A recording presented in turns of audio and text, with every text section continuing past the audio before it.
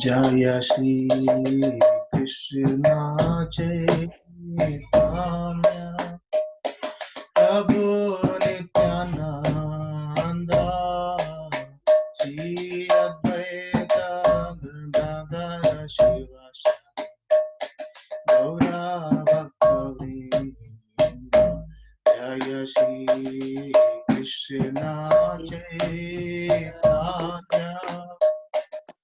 Prabhu Nityananda Shri Advaita Gadadhara Shivasari Gaura Bhakta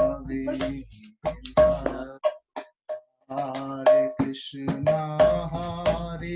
Krishna Krishna Krishna Hare Hare Hare Ram Hare Ram Rama Rama Hare Hare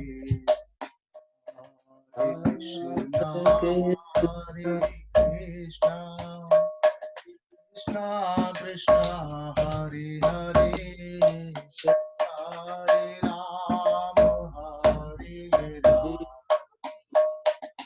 Rama Rama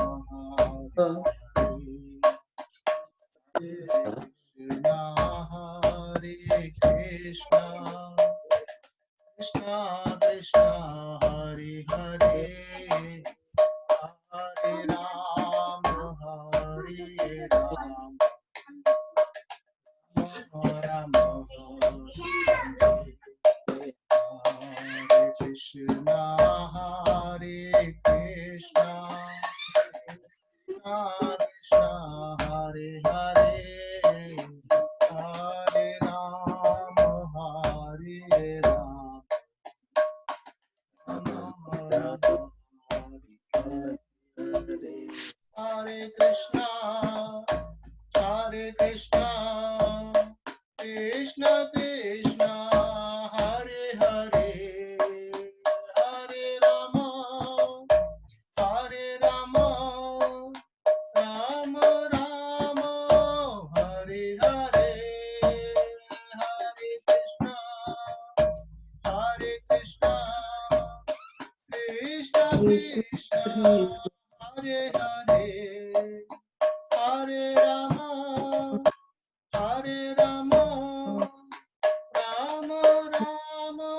Hare Hare Hare Krishna Krishna Krishna Hare Hare Hare Rama Rama Rama Hare Hare Hare Krishna Krishna Hare Hare Hare Ram Hare Hare Hare Krishna Krishna Hare Hare Hare Ram Ram Hare Hare Hare Krishna Krishna Hare Hare Hare Ram Ram Hare Ram Hare Krishna Krishna Hare Hare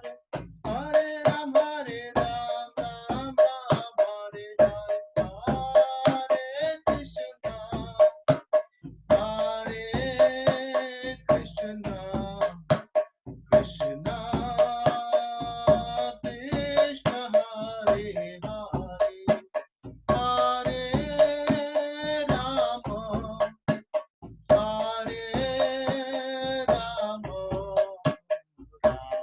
Hare Rama Rama Rama Hare Hare Hare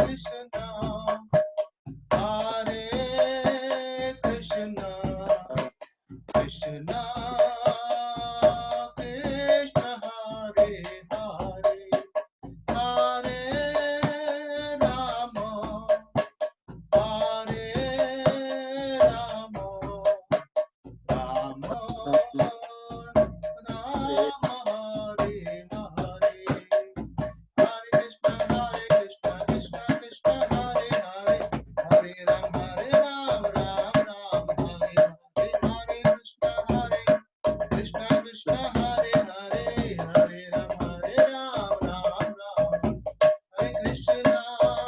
Hare Krishna Krishna Krishna Hare Hare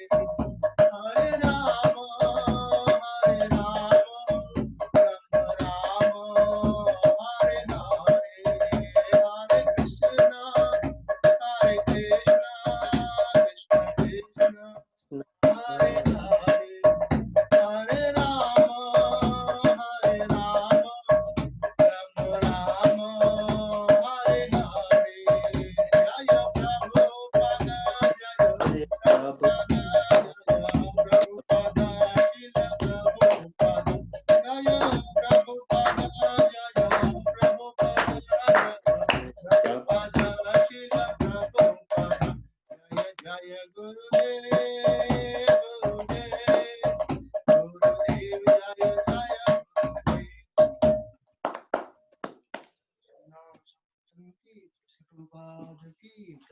Okay.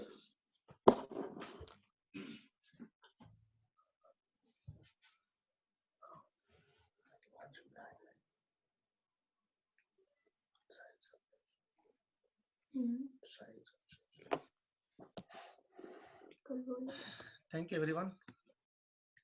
Welcome you all Thank you. on the fourth session today. So, we are discussing about discover yourself, and we are on session 4. So, and it says science of soul. Before we start, let's do some Mangacharan. Om Jnana Timinadasya Jnananjana Salakaya Chakshurunmilitam Yena Tasmai Shri Guruve Namaha Shri Chaitanya Manobhishtam Sthapitam Yena Bhutale Swayam Rupa Kadamayam Dadati Swapadantikam Namo Vishnu Padaya Krishna Prishtaya Bhutale Srimate Bhaktivedanta Swami Niti Namine Namaste Saraswati Devi Gauravani Pracharine निर्विशेष शून्यवादी पाश्चात देश तारिणी जय श्री कृष्ण चैतन्य प्रभु नित्यानंद श्री अद्वैत गदाधर श्रीवासादि गौर भक्त वृंद हरे Krishna Krishna Krishna Hare Hare Hare Ram Ram Ram Hare Hare Hare Krishna. So thank you all again for joining today. We'll have a quick revision on the first 3 sessions so that if someone has joined newly, they can kind of know what we are and where we are. So if anyone have any question in the middle, so if you can keep it with you, and at the end if you can ask, that will be helpful. Or if you can type on chat, then we can discuss at the end. Okay. So let's see. We are discussing about discover yourself, means discovering our own self. As we discussed earlier, we have spent many number of years taking a degree or reading so many schools books, but there is a very less time for us to dig into spirituality. So this is a 6-day or 6-session course where we have a kind of very good understanding about spirituality, and then we can actually take it ahead from that as a part of our own life as well. So the first session was spirituality and science. The misconception with always has, like, does science and spirituality as both different things? And then we concluded that no, it actually, there are rags of the same thing. We are trying to understand the same supreme person. So we went through primary questions. The questions were, what is or how the origin of this universe came into existence, and after the creation of this universe, how does the living entity being created? These are the 2 primary questions we had. And then we discussed around some common features between science and scripture. They approach same process, and then we discuss about some theistic and atheistic theory, how some scientists believe in supreme God, some scientists don't believe in, and then we discussed over there. And then we concluded saying that we should be a spiritual scientist. It means understanding the science of spirituality, not believing in just as a blind faith. So taking notes of science, what science says, and then going back to scriptures as well and make it understand over there. That was a quick of session 1.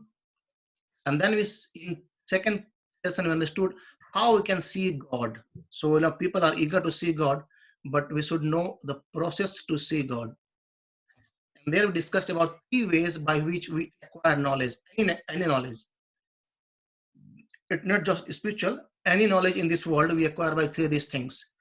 One is called Pratyaksha Pramana, that is by Sanskrit perception, and then Anuman Pramana, theories based on our perception, and then Sabda Pramana, hearing from bona fide authority. And then we understood properly that the first two, Pratyaksha Pramana and Anuman Pramana, they have defects, small defects, and these are called as imperfect senses. We are always illusioned, we commit mistakes, and we have cheating propensity. But Sabda Pramana gives the highest truth, and that is hearing from a bona fide authority. And so when we hear it, we took many examples, like, if we ask a mother, if a child asks her mother who is the father, the mother can give the answer properly. Otherwise, if he goes on doing some kind of DNA test of all the men in this world, it is going to take a long time. So just by hearing from the mother, a child understands that, okay, he is my father. In the similar way, our mother is scriptures. When we hear from the scriptures, we understand about the whole supreme being. That is how we see God. And then when we have the hearing from a bona fide authority, we can see, we can feel the presence of God in every respect in our life. That was session 2. And then we understood about, okay, so scriptures are the thing to we understood, like Sabda Praman. Then what the Vedas are.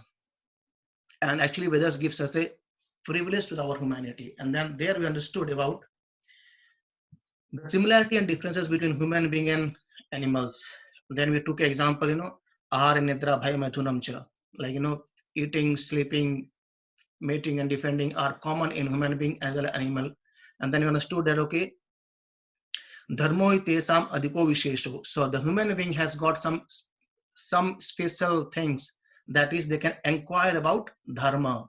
Otherwise, human being and animals are actually same. And we can say that human beings are actually a bit sophisticated animal. They live in a sophisticated way rather than animal. We discussed a lot in this section. And then we understood what are the problems, real problems and relative problems. So in the problem, we understood that, okay, we are actually bound to death. And the relative problems are, people who have their own problems. Okay, I want a good job, I want a good flat, I want a good car. There are relative to person, but the real problems we understood over there. And then we saw about the stopgap and the real solution. And then we understood that having faith in Vedas, it's not a blind faith, it's completely understanding from some scientific theories we went through. And then at last we concluded what are the Vedas. Vedas are the 4 Vedas, and they were given by Srila Vyasadeva to us as a humankind. And we understood that, okay, from Vedas actually we take many things, like Ayurveda, and then Patanjali Yoga, and then we take Vedic maths, and many things we take from Vedas. But we stop the things which we don't like when scripture speaks about spirituality, we ignore those things. That we understood over there in 3rd. And today it's an interesting thing to understand our own self. Who are we? Let's go on to today's session, Science of Soul. It might go a bit longer, but let's see how much it goes. So we will discuss today regarding 6 parameters. The first one is, am I a matter or am I a spirit? And then we'll discuss about 6 changes of a living body. And we will go on to some scientific proof for existence of soul. And then we'll go on to mechanism of reincarnation. I can assure you today's topic is going to be interesting as well. And we'll discuss about the difference between the soul and a God. And then finally, we'll discuss about the benefits of knowing the soul in our everyday life. How can we relate this knowledge in our day-to-day life? Hope you are all okay to start with.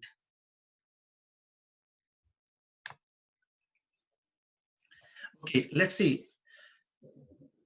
Am I matter or am I spirit? The first question you can answer yourself. Who are you? I'll give example. Once upon a time in Kolkata, uh, our sannyasi, his name is His Holiness Jayapataka Maharaj. He went to for in a printing press. There a teacher was actually like uh, doing printing of question papers, and it was written Tomar Poriche Ki. It is in Bengali, so give your identification kind of things. And then the Maharaj asked the teacher, so as a teacher, what do you expect this answer be? Then teacher said, yeah, they will be writing, okay, I am XYZ, my parents are this, I am from here, I am from there. And then Maharaj told, imagine if I answer this question as a soul, what your reaction would be. The teacher said, I would give you a 0 mark. It means that the real knowledge actually is hiding somewhere else, isn't it? So when we ask ourselves, whenever anyone asks us, who are you? Or even we ask sometimes to our own self, who am I? We give answer in this perspective. We say I am Mr. XYZ, or we might say sometimes, I am this much old, I'm young, or I'm a man or a woman, I'm a doctor, or designation, engineer, manager, or I'm from such and such family, I'm working in this company, or maybe our emotions, I'm happy, sad, I'm creative, and XYZ, so many things. But we never say I am a soul, isn't it? Yeah, it's not practical as well in day-to-day life to say that I am soul. But generally speaking, to understand this, that who am I, is actually a beginning of spirituality. Even in chapter 2 in Bhagavad Gita, as soon as Arjuna surrendered to Lord Krishna, Krishna starts saying about the same thing. He says about the Atma Gyan, that you are Atma, you are a soul. And let's go through the whole thing today, how we understand the science of soul. All right. So let's see what a scientist says about human body. Dr. Harry Monson, he's a professor of anatomy at Illinois College of Medical Science. He says,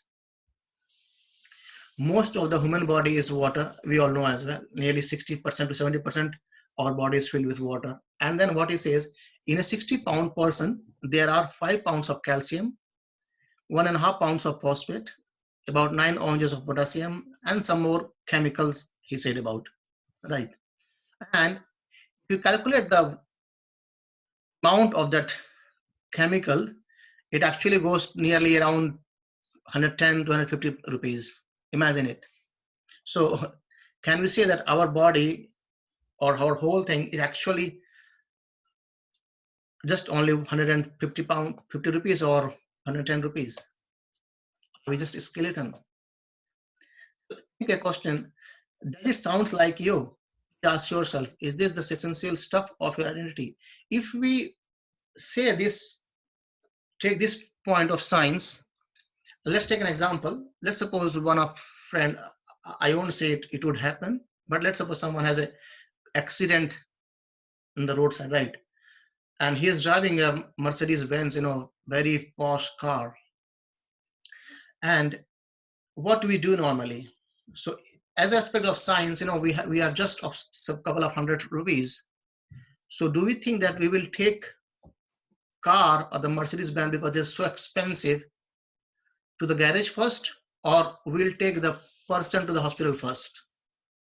So obviously we'll take person to the hospital first, because there is something is there rather than this matter. The car is just a matter, but the person, the driver, has something extraordinary within him. Yeah, he does have these chemicals, but he has something extra, and that we'll try to understand what that is today. All right. So if we say that our body is actually a mixture of chemicals, that's correct. But imagine it or think, from where do we get these emotions? Sometimes we are lonely and sad. Sometimes we are happy. The chemical in our body remain the same, isn't it? The water composition, the calcium, the phosphate, or whatever all the scientific chemical were there, that all remain same in this body of our own self. But from where does this loneliness or sadness or happiness or even angry comes up? That is because something called as consciousness is there in our body. Right? That's our today topic, to understand what the consciousness is. Right? So see, these are the feelings. Like no, sometimes we are in a feeling loved, sometimes we are fighting, angry. But there's one more thing ahead of that. What about our mind, intelligence, and identity? What does science says about it? From where does we get this mind? Where does we get this intelligence, and what our identity is, apart from the composition of chemicals? So we might say, okay, we have got this DNA, that's why we are intelligent, or the environment we are living over there, that's why we are intelligent. But from where do we get it? Are the chemicals as well? Right. So these questions we will be answering today. So the main questions are, what about emotions? If we are just chemical, what about our feelings? What about our desires? What about our relationships? What about life? And most important is, what about death? In Bhagavad Gita, there's a chapter number 8, and the whole chapter speaks about death. If you have read Bhagavad Gita chapter 8, you might have known it. So the whole chapter, imagine the whole chapter speaks about death, because death is very, very, very, very important part. Because death is the only way by which we can get another life. And that life can be much, much, much better than the current one. Or that life can be more worse than the current one, depending on what we do. We'll go on to that today as well. Right. So what happened actually at death? All what we see, chemicals in the body, that remain as it is. But no one likes the body anymore.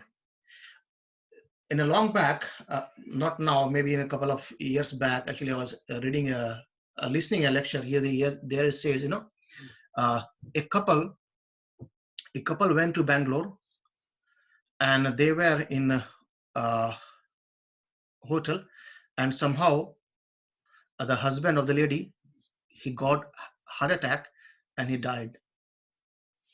And out of fear, the wife, they didn't say anything to the hotel management. She called her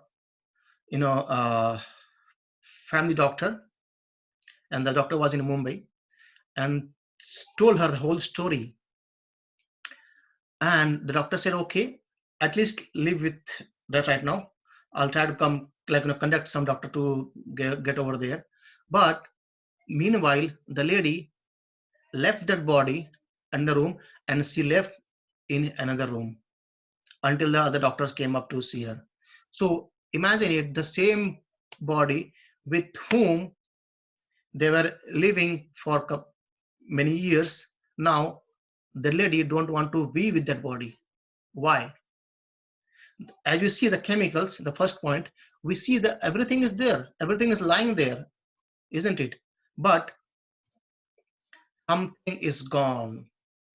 That is called as consciousness, right? That is called is the scripture says it about soul. That soul has actually gone out.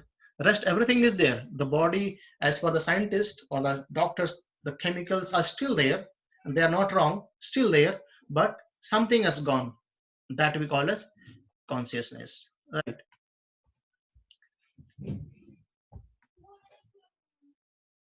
Let's see what Bhagavad Gita says. He says, "Na jayate mriyate va kadashit nayam bhutva bhavita va na bhuya ajo nitya sashvato purano na hanyate hannamane sarire." What does that mean? It means for the soul there is neither birth nor death at any time. He has not come into being, doesn't come into being, and will not come into being. He is unborn, eternal, ever existing, primeval, and he is not slain when the body is slain. So, as in our previous example, we see that something has gone and that we are saying as soul. So, what? The soul has no birth, it has no death at any time. Even the soul is unborn, eternal, ever existing. Can we think our body be as unborn or eternal or ever existing? No, right? So these are some differences we'll elaborate and understand more in today's session. So that is soul. How we can understand it? Let's see from our material point of view, and then we'll go on to what the scripture says or how we can understand it. So we are the bodies made up of matter. That science says that we are just matter. Actually, we are made of matter as well. It's not a denying, but we have something else as well, and it's called it's explained in Bhagavatam and Bhagavad Gita as well. The Pancha Mahabhut that is being made for us, and then what he says, we are no more than a chemical bundle. Everything is finished at the time of death. That's what a point from material perspective. And let's see from a spiritual point of view. What scripture says, we are not just the material bodies made of flesh and bones. We are spirit soul encased in a material body. It means what? We are actually a conscious being bound in a material body. We are given a material body. And we do not die when the body stops to function. Let's take an analogy to understand how this is. There are small differences between matter and spirit. The body is a matter, but the soul is spirit. The body is non-conscious. It doesn't have any conscious, it doesn't think, it can't feel, it doesn't have any emotions. But the soul, it has. The body changes. When we die, the body, we get another body, but the soul, it never changes. And the body is temporary. The soul is eternal. The body is a dead matter. The soul is always alive. Let's try to understand it from a perspective of a car, right? So the horn in a car is actually to produce sound. In a similar way, our mouth actually to speak. The headlights are there to see. Similar way, we have eyes to see. So we are comparing a car with a human body, right? And we'll conclude something else. Let's see. The radiator, it supplies water, and maybe you can say a kind of engine. It actually promotes the working of the car. In a similar way, our heart pumps up blood, and its blood goes towards each and every cells. The four wheels move the car, vehicle, and we have hands and legs. Even the animals have four legs as well. They just move it. The question comes up here. The car cannot budge 1 inch without the driver, isn't it? In the similar way, the body, it looks similar to the car, but without the presence of the driver, or the driver of the body is the soul, the body is termed as dead. That we took an example earlier. So body looks to be a dead matter when there is no presence of soul. So if there is no driver in the car can't move, because car is still fully matter. In a similar way, the body, what science says about the chemicals that are matter, but without the consciousness, without the soul, the spark within us, our body remains as dead. Our body doesn't have the ability to speak. The mouth functions only because the spark is there. The eyes can see only because the spark is there. The heart can only pump because the consciousness is there. And the hands and legs can only move because the consciousness is there. Without consciousness, it's remain same as dead. Right. Let's see. To understand, before going to this point, to understand, uh, I'll give another example as well. So we see the example of this car. In a similar way, I'll give another example to make it more clear. Let's suppose in a bird, the bird is in a cage, right? And what we try to do is the bird is in a cage, but we change the cage to a golden cage. However, we don't feed the bird, right? We come up as a caretaker of the cage. We come up with our clothes. We clean the cage very well. However, we don't provide any food to the bird. What will happen to the bird? Bird will die. In a similar way, we don't care about the living thing which actually resides in our body, that is the consciousness of Atma, and the body what we see, that is compared to cage, because we are so much busy in making our temporary body a beautiful, a smarter, healthier, and everything, and we forget to take care of our the consciousness. Like it's taking care about the cage, making a golden cage, but not feeding the bird. The bird is going to die, right? So let's see what happens to the body, how the soul transmigrates from a body to another body. It trans the body, and also how to understand that the body transmigrates. Let's see.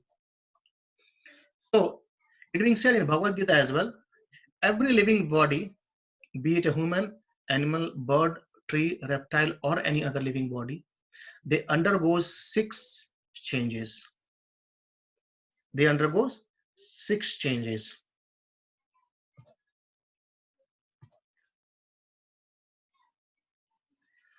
Living body undergoes 6 changes while matter only dwells. How we can understand it? The difference between the same example of car and the living entity, a male and a female living body can multiply similar species, but a machine cannot reproduce by union. So matter, that's why the matter is different and the consciousness is different. A living body has consciousness that can actually thinking, feeling, and willing. These are the things they are aware of. They can work on it, but the matter, it can't. Even we can make a robot, but the robot still doesn't have the feeling. Still the robot don't have the will to do anything. It's been controlled by someone, a person, isn't it? But in a similar way, while the matter had no consciousness, the robot has no consciousness, but a human being has a consciousness.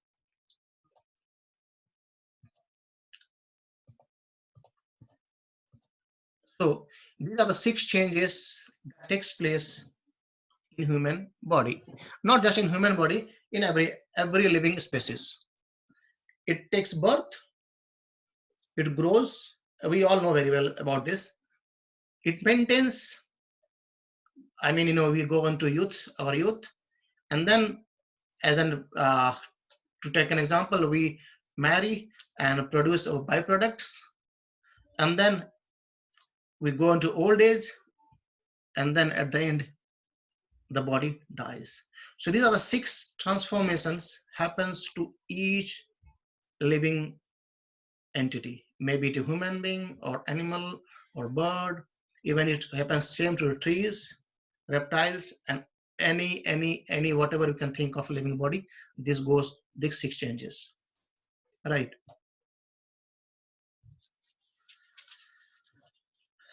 Let's see, understand more about the structure of our body. So the first body, outer thing, what you see, the when you see your friends or anyone, you can see the outer things, and that is made by 5 elements. These are called as gross body. What do you call? What are these? Earth, water, air, fire, and ether. Bhumi, apo, anolo, vayu, kham, mano, buddhir, evacha. These are, Krishna says in Bhagavad Gita, these are the 5 elements by which this body has been constructed. And at the end, because we know in our custom, some bury it, some give it to fire, and some other process over there at the death. So these are the 5 elements. It goes back over there, and then Krishna says, "Bhumi, rapo, anolo, vayu, kam, mano, buddhi, evacha." Buddhi, ahankar, ityam mein vinna prakriti ashtada. These are the 8 elements. 5 are what? Gross element, and 3 are subtle element. We are still struggling to find out from where mind, intelligence, and ego comes up. So that is, Krishna says in Bhagavad Gita, mind, intelligence, and ego are actually my external energy as well, and these are called as subtle body. So one is gross body, that is made of Pancha Mahabhut, and then there is a subtle body that are made of mind, intelligence, and ego, and inside that there is a soul. And then soul, the nature of soul is eternal, fully knowledgeable, and it is blissful as well. So that's the nature of soul. What happens at the time of death? The soul, the mind, body, and intelligence, the blue part and the yellow part, they combine and take another body. And the first body, what we see, the green, that goes in vain. Getting a point? So the subtle body and the soul, they combine and goes to the next body, depending upon our karma. We'll take it as well today as well. So how it takes to another body, we'll go on to that in a later part. So that is how it happens. The outer body, what we are seeing, that actually goes into same earth, water, air, and ether, and the rest 2 things, our mind, our intelligence, and the ego, as well as the soul, it transmigrated to another body. It might be a living entity, it might be animal, it might be to higher planet, or it may go to lower planet. But that depends upon few aspects. We'll take it today, later part.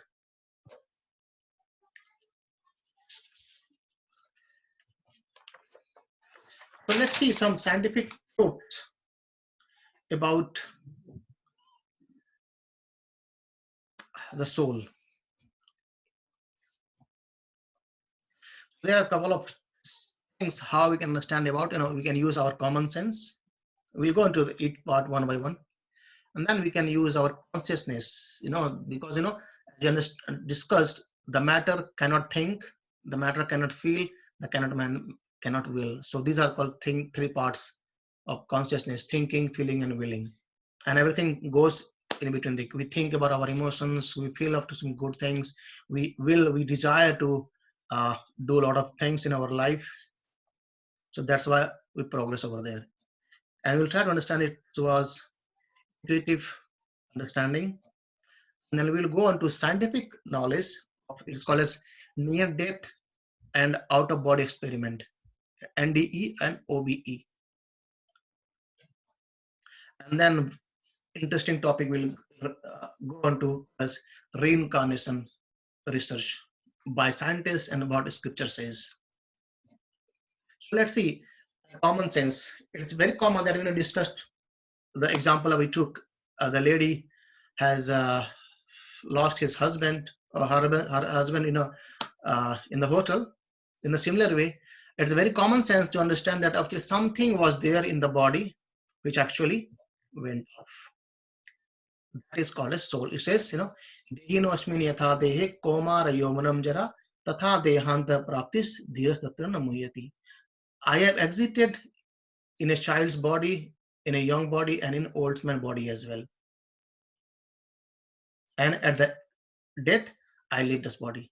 It's similarly like, I might have, no, it's not there. So it's similarly like, one more sloka comes up. Vashamsi jinani yatha vihaya. That means as to understand it, as we change our cloth every now and then, and whenever it's get torn off, we throw it away, we take another one. In a similar way, the consciousness, as we discussed, it's eternal, it doesn't die. In a similar way, the consciousness, what it does, it takes that the body is actually no more of use, so it throws away and goes out. It goes out from the 9 holes in our body. So in our body, we have 9 holes, and from the 9 holes, the soul goes out from the body. And that what we discussed, when a person dies, we say he has passed away. But fortunately, we see the body existing as it is, but something has gone, and that is we call as soul. Right. So I hope it's clear. Let's understand about some intuitive understanding. How do I experience that I am a soul? See, I have, but I am not. Interesting. Like, when we say I'm a finger, right? Try to understand it. When we say I'm a finger, but I'm not a finger, isn't it? I have a finger, but the finger is not me. When I say I have a phone, that phone belongs to me. But when I say I have a finger, it means what? I don't say I am a finger, or we don't say I have legs. What we say, we don't say I'm leg. We say I have leg. But when we take on the objects, we say this is mine. The phone is mine, the book is mine. But when we address our own body, we say this is my eye, this is my hand, this is my finger. Point to understand is, what are we referring to? This is my hand, this is my finger, this is my body, this is my mind. I got intelligence, this is my intelligence. So emphasis on the word I'm saying as my, right? So what that my is? That my is soul. I hope you get it. I'll repeat again. So when I say I have a finger, but I am not this finger. I have hands, but I am not this hand. In a similar way, I have mind, I have body, I have intelligence, but I am not that body, I am not that mind, I am not that intelligence, I am something else. And that else, what which we are referring to as my, is called as soul. Let's suppose when I say I have my hand, if I cut out my hand from my body, I'm still alive. I say, okay, one of my hand is gone, but I am alive. I'm okay. If in a similar way, if I cut down my leg, still I am alive. But so I'm referring to my at every point, and that my is the soul which is living inside the body, or is actually taking care of body in every respect.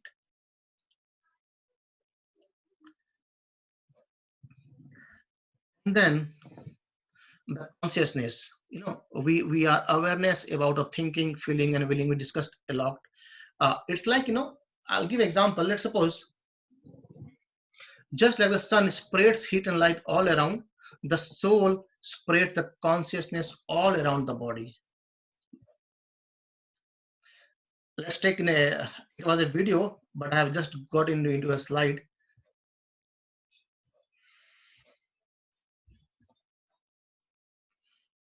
Let's see. Let's suppose you are watching a drama, right? Imagine yourself in the judge panel.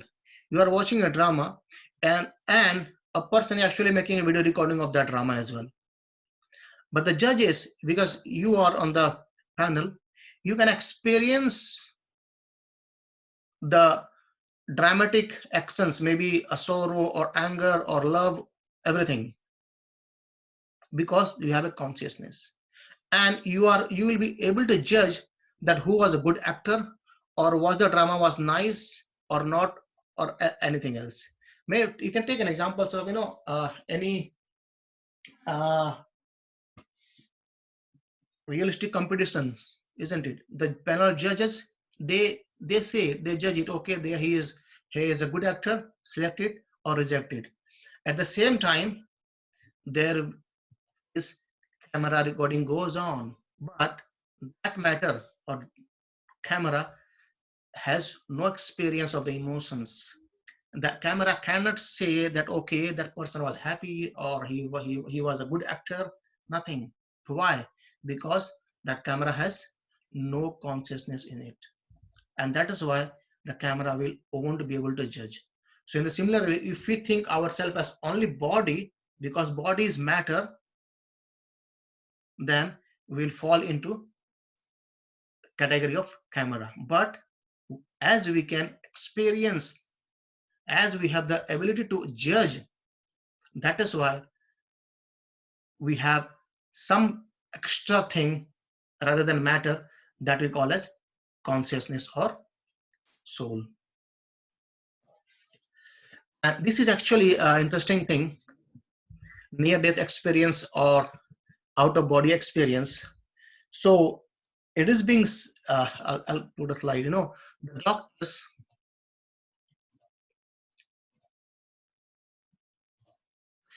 the doctor actually in US, in America, they have many people from 11 to 14%, they actually go on to this experiment actually, and they see it. I'll give an example. What happens in this actually, one of the person, he got accident and he was having a surgery, and after the surgery, the doctors, they wind up everything, and then the person, when it got consciousness, you can see the picture, on the right side. After surgery has been done, the person got in consciousness, and then he called the doctor and said, you have left a blade inside my stomach. And the doctor says, how can you say it? You were unconsciousness, but how can you say it? But believing the person, the doctor did, X-ray, and they found that blade was actually left inside it. And then they asked what it is. He said, are you actually looking everything what you were doing from the top of your head? And that is the soul he takes, because he has the consciousness, he can think, he can will, and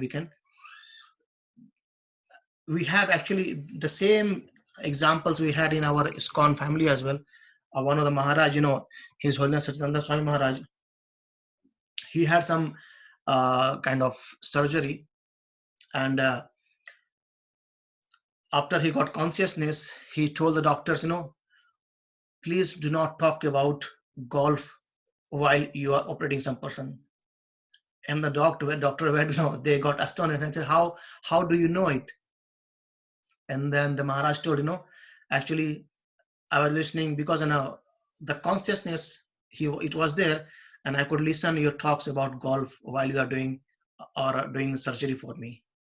So these are the proofs from science perspectives that, something is there in our body which actually is giving everything to the dead matter.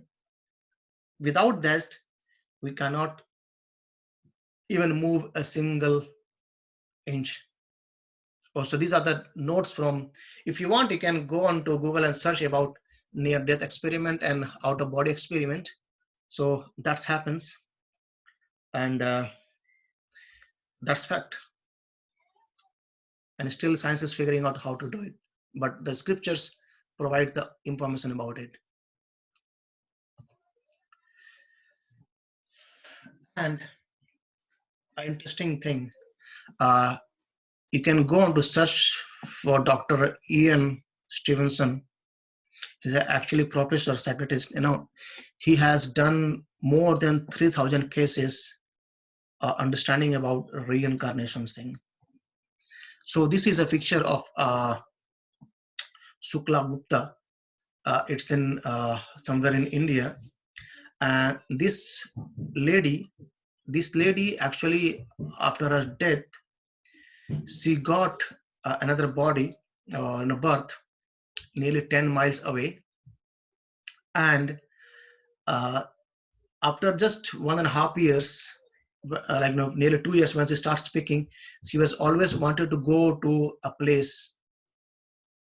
And then the parents say, why? And then say, no, I am a wife of XYZ person.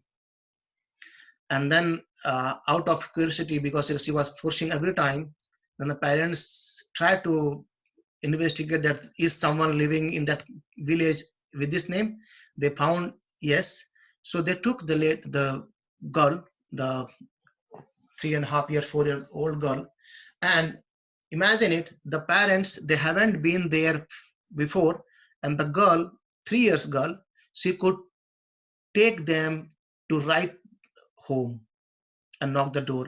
In the village, she could take all the proper left and right directions and knock the door. And then she could say, I was your wife, and this is this. Like, even she could remember everything of your past. If you want, in our WhatsApp group, I can send the link of Dr. Ian Stevenson. You can read on more and more. There are more than 3,000 cases over there. And in some time back, in our Back to Gotham magazine, it was in edition of March, April 2019. There was a case study happened. That case study is of a Muslim being incarnated in a Hindu family. The research was done by University of Virginia, and there they say that Mushir Ali Shah, the elder son of Fakir Haider Ali Shah, thought his second wife Nizima had lived with his parents in the town of Korea near Lucknow, and she got another birth just nearly, I think, 5-7 kilometers away, and she could come back and say everything, that how I got died, and she could explain everything. In fact, the story says that the girl and the boy would always sit in the position of doing namaz in his childhood. But as soon as the parents says, he used to get up, because he was born in a Hindu family, but he has practiced his previous life in a Muslim family. So, but later on, he revealed that, I'm actually from that family. So this is how the reincarnation goes off. And that's a fact. Let's see more on the reincarnation. So normally what happens at the time of death, as a person puts on a new garment, giving up the old one, the soul similarly accepts the new metal body, giving up the old and useless one. That's statement of Bhagavad Gita 2.22. So on what basis we get the next body? And the basis are, whatever the state of being one remembers when he quits his body, O son of Kunti, that state he will attain without fail. That's in Bhagavad Gita 8.6. Yam yam vyapi swarnamukta tavtavante kalevaram. So Krishna says, whatever the state of mind, it means what? See, state of mind, how it comes? It comes because we work on daily basis. So if you work on the same state every day, at the end of life, we'll be thinking of the same thing. So we need to change our consciousness, how we can go to the spiritual world. Let's see more on it. So the next body we get is basically because of two parts. One, the desire in our mind, and the good or bad karma. It's a combination of these two, and then we get a next body.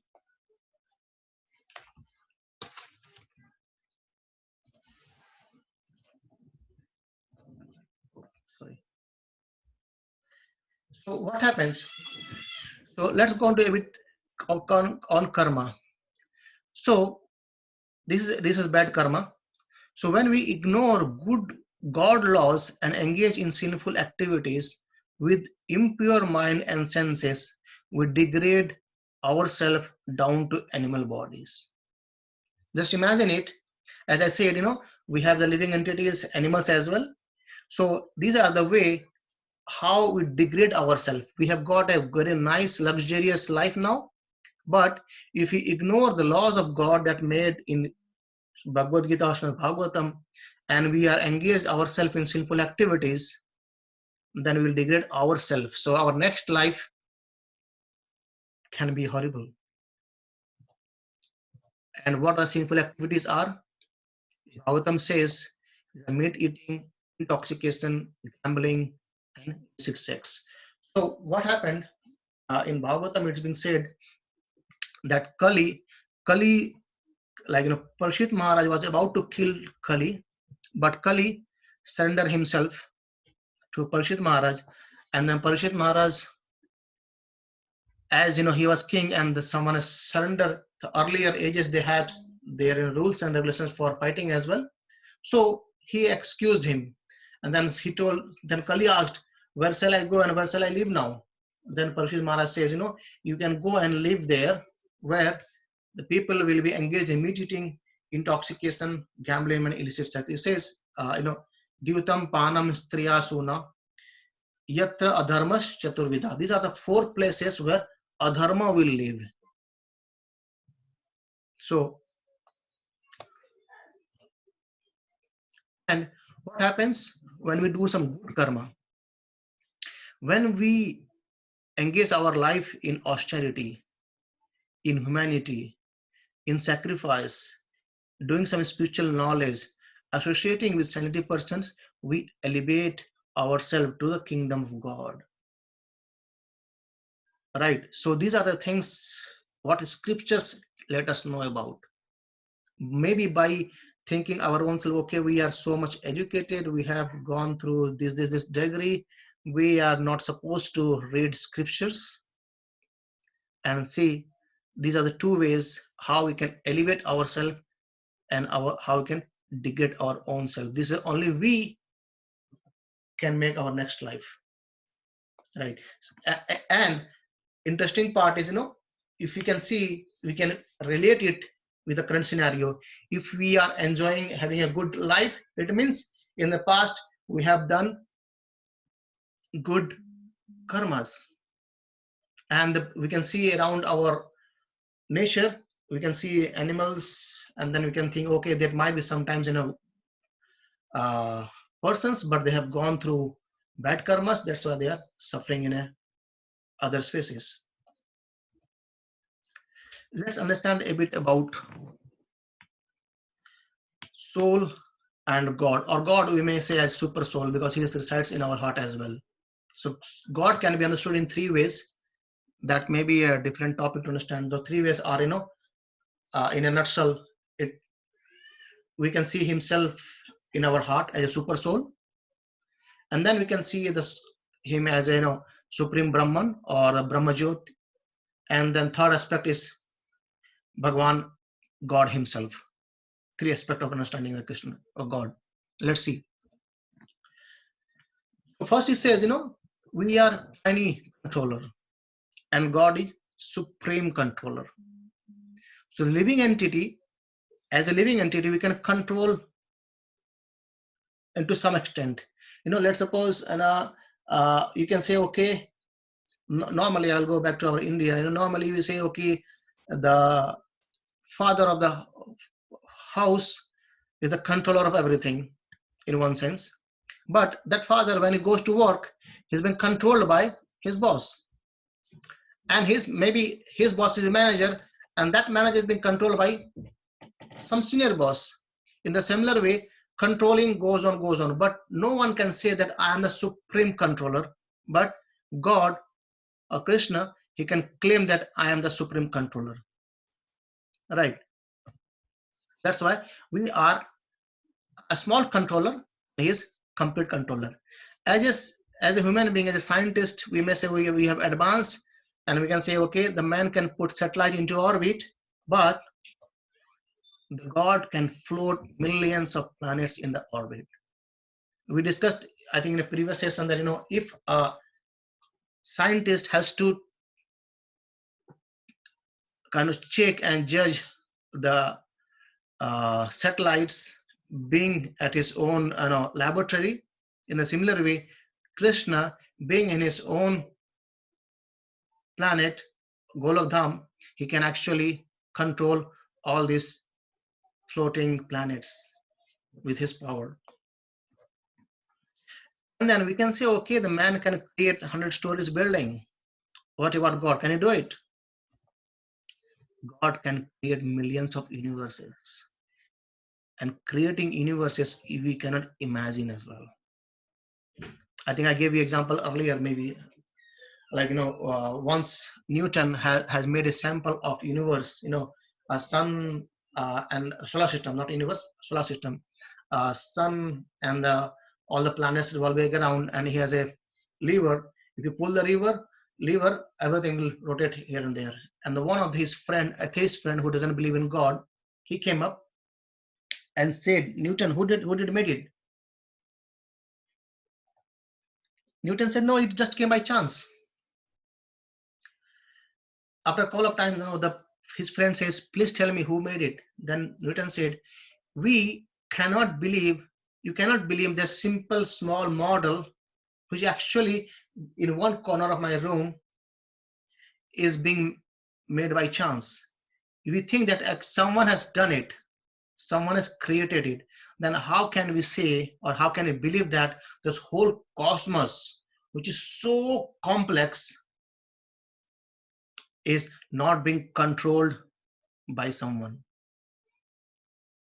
Getting your point? So in the same way, the whole universe, see the orbit and everything, the sun, the light, the moonlight, the earth, spaces, the fire, ether, water, who has made it? Someone is there to control it. And that is, we call as Supreme Lord. Right. So next point to understand is, we are Jivatma, or we can say we are Anu as well. And Krishna, God, is Paramatma, and he is Vibhu. He is complete, and we are just small particle. Thus, the Jivatma, either in a conditioned state or in the liberated state, is always subordinate to God. That is the important thing to understand. We are actually always subordinate to God. See, currently, the scenario, the cases of coronavirus, currently you can see a small virus has caused so many problems throughout the world that everyone is scared of. We have so many advanced technology, still we cannot fight with a small virus. Imagine it. I think we have discussed this in our previous sessions, I guess so. Just imagine it, how a small thing is making a huge differences across whole world. Right. So we need to understand that we are actually always subordinate to God. I'm not saying God has created this virus, but it's a small thing. It just came up. But our advancement in our technology has been incapable of handling it. Right.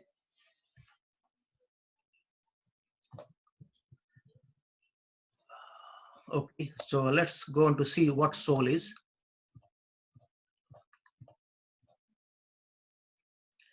So soul is what? Soul is eternal, full of knowledge, full of bliss. Every soul is an individual, and it has personality and a form. No soul, people sometimes say, okay, we'll go on to merge into Brahman and we'll become one. That's the wrong philosophy. Every soul is individual. Krishna says, Mamai Vanse Jivaloke Jiva Bhuta Sanatana. He says, Mamai Vanse, these are all my parts and partial. All the living entity, the soul, are parts and partial. Mamai Vanse Jivaloke Jiva Bhuta Sanatana. He says, they are all eternal.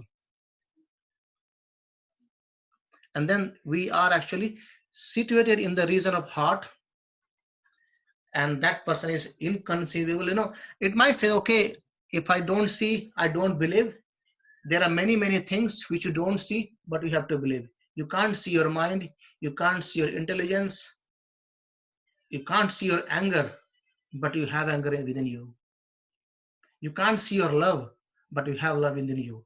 In the similar way, we can't see a soul, but soul is there. However, when we take shelter of scripture, we can see soul from Sabda Pramana. Right. and then body being changed by soul. Soul, what does the soul changes the body when the body get nashwar or is no more capable of handling the soul. And scripture say about the size of the soul, it says, 1 by 10,000, the size of the tip of the hair. Right? This whole information what we are talking about are actually been explained in chapter number 2 in Bhagavad Gita.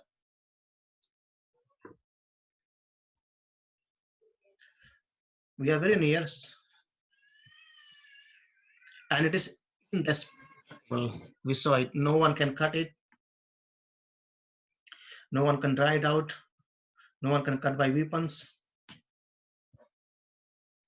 So, to conclude, we are not God, but we are God's tiny part and parcel. And important is we are the servant of God. We are always controlled by God, and God is not controlled by anyone. And then Krishna, that what is called, is my Lord, the source of all existence. Bhagavatam gives, even Krishna himself in Bhagavad Gita says about this, Maya Dakshina Prakriti Suyate Sacharacharam. This Prakriti, this nature is actually being controlled by my own self. Maya Dakshina. His form is imperishable and full of 6 opulences. So I'll spend some time on 6 opulences. So opulences, Krishna has so many opulences. However, the 6 are perennial. And we, in our, around, when we see, if anyone have a small amount of these opulences, that person is very famous. That person's become, famous in our literary life. Let's suppose 6 opulences goes like, fame. The personality is famous. And then it goes, second is, the knowledge. Krishna has full knowledge.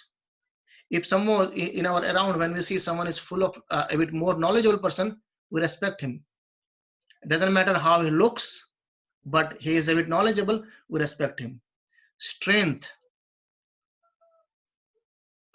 Bodybuilder, or they don't have to look very smart, but the strength, if they have, they can pose, they can lift the heavy weights, they are being applauded. In a similar way, beauty. When it comes to beauty, it doesn't matter if you have knowledge or you have a strength, but if you have just beauty, you can be applauded across. In a similar way, wealth and renunciation. Krishna is renunciate as well. And we are a small Brahman, but Krishna is Param Brahma or Supreme Brahma. Or we can say we are soul, Krishna is super soul. And we discussed about we are limited and he is unlimited. And important point is, let's realize this and serve him with joy and devotion. When we serve Krishna with joy and devotion, he reciprocates things within our heart. Even when Lord Brahma, when he did tapasya with devotion, Krishna comes up and gives the all knowledge to create this cosmos. Right. Thank you all for bearing with me. I think we are very near for the last section, practical benefit of soul awareness in our life. Maybe we'll take some more 5-7 minutes. I know this is a longer one today, but let's see. So when we acquire the knowledge of our soul, by acquiring these divine assets and freedom from demonic nature, what does that mean? It means that, we don't say, okay, I don't care anymore. Whatever I do, whatever I eat, whatever I drink, it's all mine. But when we have this knowledge, we understand that my action is going to create a good or bad karma, or good or bad, don't take it karma, we can say or understand as, okay, it will create a good or bad future. So let me leave all the things which looks wrong and be good to the society, be good to people, be good to everyone. And then by this, we can get our peace of mind as well, right? Second point, it says freedom from lamentation, fear, and illusion. As we discussed earlier, we are always illusioned. We are always in fear, and we lament. We lament for the past. We are in future of. We are in fear of future, and in the present, we are always illusioned. I'll repeat. We are always lamenting of the past. We have always fear of the future, and in the present, we are illusioned. Right. So what happens? Let's take a small example. Let's suppose someone is giving exam, but he has failed for 4, 5, or 5 times, and he got frustrated. He said, "Okay, I know I can't pass this exam. Better to commit suicide because I can't, keep my head in our society, in our friends or families. Let me go and die." But if we have this good, proper understanding of soul, we can take in a positive step. Say, "Okay, no problem. Let me approach to someone who can actually make me understand this whole theory or whole mathematics. By the help of someone, I can actually pass it." So the thinking changes when we have this knowledge in our life. When we know that a controller is someone else and we are not the controller is Krishna, and he will help us out. Right. And it actually goes on to an important point, says universal brotherhood. You don't discriminate with he's a white or black or Indian or Pakistani or Hindu or Muslim, rich, poor, American, European.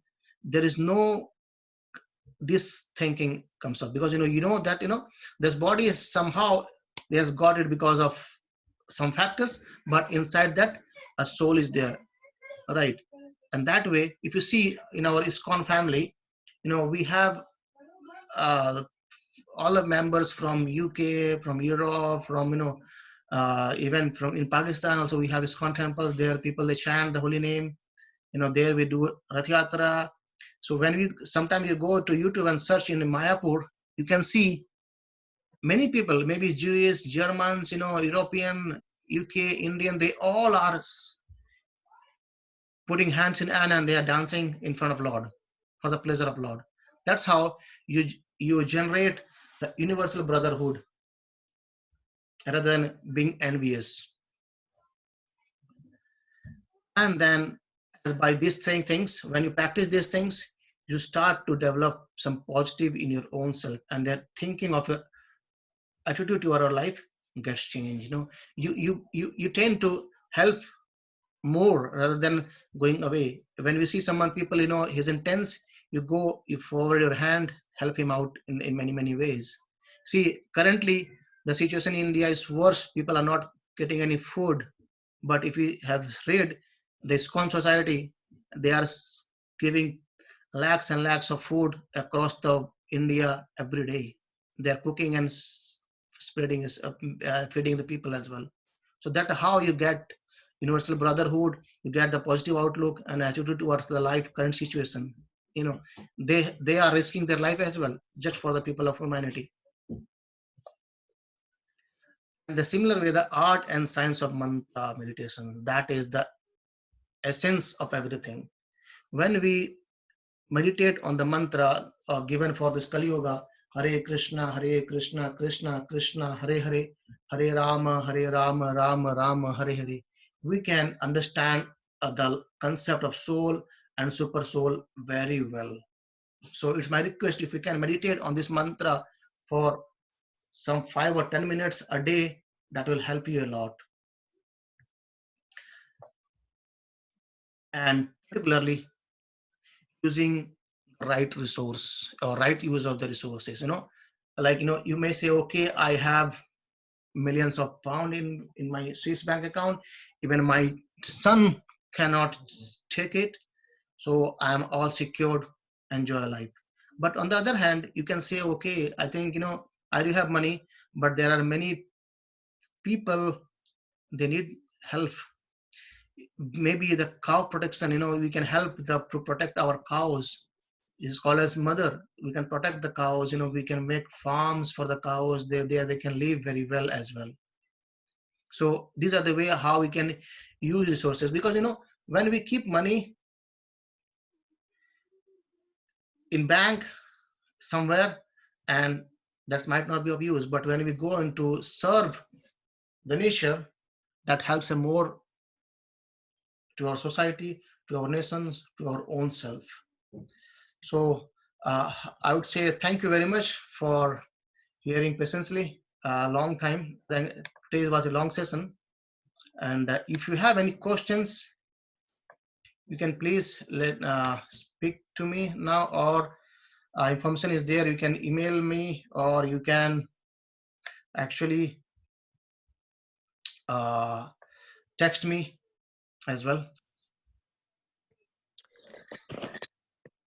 Sure, Prabhu. Prabhu, just a couple of question I had, but one of the question you have already answered, that how you get the next body or next life. Am I audible, Yeah, Prabhu? yeah. You mentioned that based on your desire and the karmas. So that the second thing, Prabhu, is the subtle body